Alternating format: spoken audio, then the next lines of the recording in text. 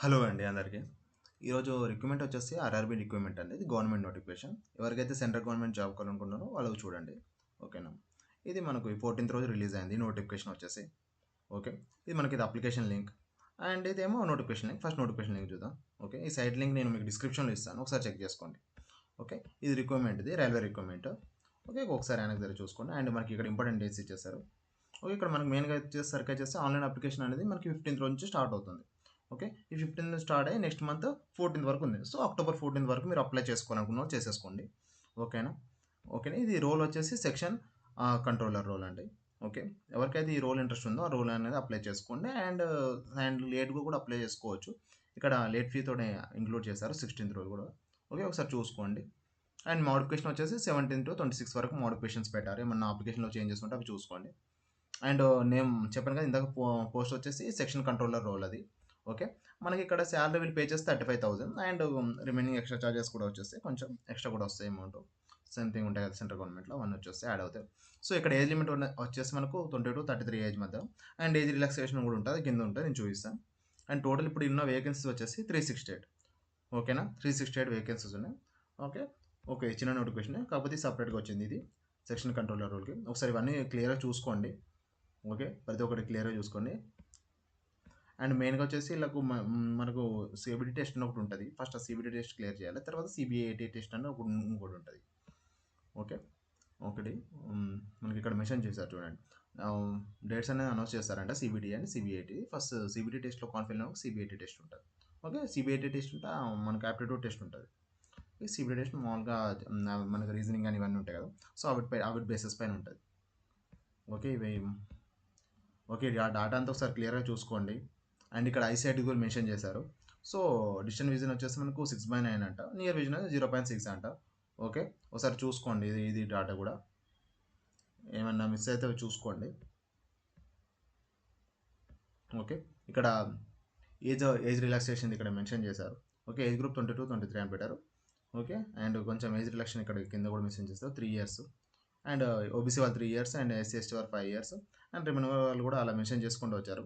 And service man something other కూడా ఉన్నాయి. ఒకసారి చెక్ చేసుకోండి ఇవన్నీ క్లియర్‌గా. అయితే నెక్స్ట్ ఇక్కడ వచ్చేసి మనకి ఎగ్జామ్ ఫీజ్ వచ్చేసరికి 500 అని ఉంది. అండ్ ఇదేమో మామూలుగా అందరు క్యాండిడేట్స్‌కి 500 అని ఉంది జనరల్ క్యాండిడేట్స్‌కి. అండ్ ఇక్కడ వచ్చేసి ఫీమేల్స్, ట్రాన్స్‌జెండర్స్, ఎక్స్ సర్వీస్ మ్యాన్స్‌కేమో 250 అని ఉంది. కాకపోతే ఇక్కడ ఏందంటే వాళ్ళు ఇక్కడ రెండిట్లో కింద లాస్ట్ మెన్షన్ చేశారు. ఎవరు 500 పేమెంట్ అనేది అండ్ దాంట్లో 400 అని రీపేమెంట్ అవుతదంట. ఎప్పుడంటే ఫస్ట్ సీబీటీటీ ఎగ్జామ్ అయిన తర్వాత. ఓకేనా. డిడక్టింగ్ బ్యాంక్ అని మెన్షన్ చేశారు. This will be and 250 shall be refunded deducting the bank charges as per the applicable of first stage of CBT. So, ఎప్పుడైతే మీరు ఫస్ట్ సీబీటీ ఎగ్జామ్ రాస్తారో అప్పుడు మీ అమౌంట్ అనేది మీకు రీఫండ్ అవుతాయి. ఓకేనా. అక్కడ మీరు ఇక్కడ కొత్తగా ఏం చేయాల్సిన అవసరం లేదు. జస్ట్ అప్లై చేసినప్పుడు 500 పే చేస్తారు. తర్వాత మీకు 400 అండ్ వేరే కేటగిరీ అండ్ ఫీమేల్స్ అండ్ ట్రాన్స్‌జెండర్‌కి మెన్షన్ చేస్తారు. వాళ్ళకి 250 అనేది టోటల్ పేమెంట్ అనేది రిటర్న్ వచ్చేస్తది. ఓకేనా. ఓకే. అది ప్రాబ్లమ్ లేదు. డైరెక్ట్‌గా వచ్చేస్తాయి. ఎందుకంటే ఎక్కువ మంది అప్లై చేయకూడదని అట్లా అమౌంట్ అనేది ఎక్కువ పెడతారు అంతే. ఓకే. ఇది మామూలుగా ఆన్‌లైన్ పేమెంట్ మెథడ్ అనేది ఎలా అనేది ఉన్నది ఇక్కడ. ఒకసారి క్లియర్‌గా చూసుకోండి. అండ్ ఒకసారి డాక్యుమెంట్ అంతా మీరు అప్లై చేసే ముందు ఒకసారి చూసుకోండి మ్యాథ్స్. ఓకే. ఎక్కడెక్కడ ఉన్న కొన్ని పాయింట్స్ నేను ఆల్రెడీ డిస్కస్ చేస్తా. కొంతమందికి సెపరేట్‌గా ఉంటాయి కదా! ఓకే. అవి కూడా చూసుకోండి.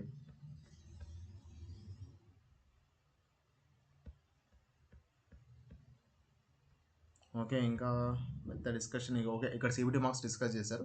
సో, సీబీటీ టెస్ట్ వచ్చేసి మనకు టోటల్‌గా 120 మినిట్స్ ఉంటది ఎగ్జామ్. అంటే మీన్స్ 2 అవర్స్ ఎగ్జామ్ అది. 2 అవర్స్‌లో మనకు 100 క్వెషన్స్ ఇస్తారు. ఓకే.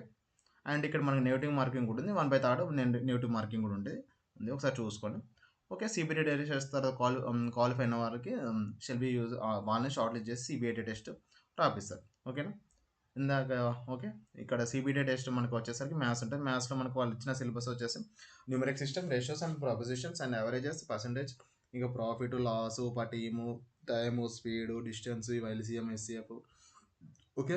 డైరెక్ట్ ఉన్నాయి. ఇవి డిఫరెంట్‌గా ఉంటాయి. ఒకసారి చూసుకోండి సిలబస్ అంతా క్లియర్‌గా. ఇంకా డేటా అనలిసిస్ ఇంటర్ప్రిటేషన్ ఉంది. అలాగే లాజికల్ కేపబిలిటీ ఉంది. ఓకే. లాజికల్ రీజనింగ్ గురించి ఉంది. ఓకే. అది కూడా చూసుకోండి. అండ్ ట్రేడింగ్ కాంపిటీషన్ ఉంది. ఓకే. ఇంగ్లీష్ కూడా వస్తది అయితే. ఓకే. ఇవన్నీ ఒకసారి క్లియర్‌గా చూసుకోండి. ఎక్కడ ఏం టెన్షన్ పెట్టుకోకండి. ఓకే. టోటల్ 120 మార్క్స్ అండ్ ఇక్కడ మనకొచ్చేసి ఈ మ్యాథ్స్ అనుకో మ్యాథ్స్ 60 మార్క్స్ ఉంది.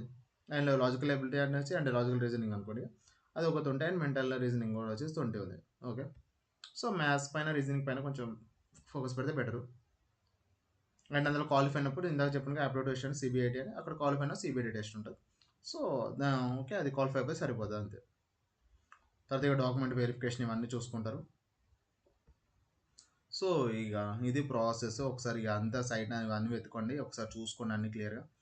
అండ్ ఇంకేమైనా మిస్ అయినా ఇందులో యా ఇవి ఓకే. ఇంకా పోస్ట్స్ ఉన్నాయి కదా మనకి, ఇంక పోస్ట్స్ చూద్దాం. ఇంకా చూద్దాం. ఇంకా ఓకే, ఇక్కడ జస్ట్ స్టేజ్ ఆఫ్ ఎగ్జామ్స్ అని కొంచెం పెట్టేశారు. ఓకే ఓకే, ఇంకా రిమైనింగ్. సో ఇది మళ్ళీ మెన్షన్ చేశారు, graduate degree from the recognized university okay or equivalent. So minimum education qualification ఇక్కడ మెన్షన్ చేశారు.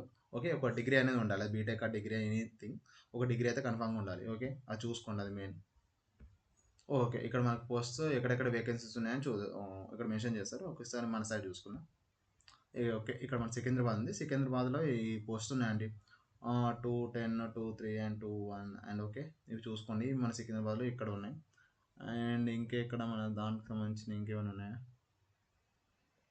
విజయవాడ కానీ ఇంకెక్కడ ఏ స్టేషన్స్ లేవు అనుకుంటా. ఓకే, మెయిన్ స్టేషన్ అది పెట్టేశారు. సో సికింద్రాబాద్. సో ఇవి ఈ పోస్ట్ అయితే ఉన్నాయి. సో ఎక్కువ పోస్టులు లేవు కదా, 300 చేంజ్ ఏమో పోస్టులు ఉన్నాయి. ఓకే, ఇక రిమైనింగ్ అంటే నాన్ ఆఫ్లైన్ అప్లికేషన్. ఓకే, ఇది ఒకసారి అన్నీ క్లియర్గా చూసుకోండి.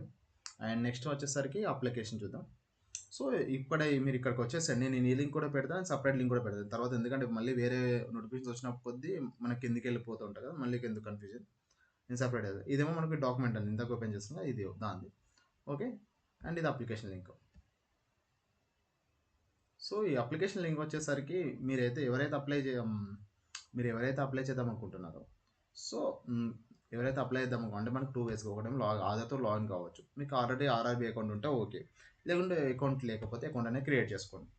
ఓకే, అకౌంట్ అనేది క్రియేట్ చేసుకుని అప్లై చేసుకోండి. సో మొత్తం డీటెయిల్స్ ఇవ్వడమే. సో డీటెయిల్స్ ఇచ్చి అప్లై చేసుకుంటే వెళ్ళిపోవడం ప్రాసెస్. ఓకే, సో మీకు ఆల్రెడీ అకౌంట్ ఉంటే ఓకే, ఆ అకౌంట్ లేకపోతే ఆధార్ నెంబర్ ఇచ్చి ఇలా కూడా క్రియేట్ చేసుకోవచ్చు. సో ఇలా మీకు ఇష్టం, మీకు నచ్చినట్టుగా అప్లై చేసుకోండి, ప్రాబ్లం ఏం లేదు. సో మీకు ఆల్రెడీ అకౌంట్ ఉంటే డైరెక్ట్గా ఆ అకౌంట్ ఓపెన్ చేసి ఆ అకౌంట్ని అప్లై చేసుకోవచ్చు.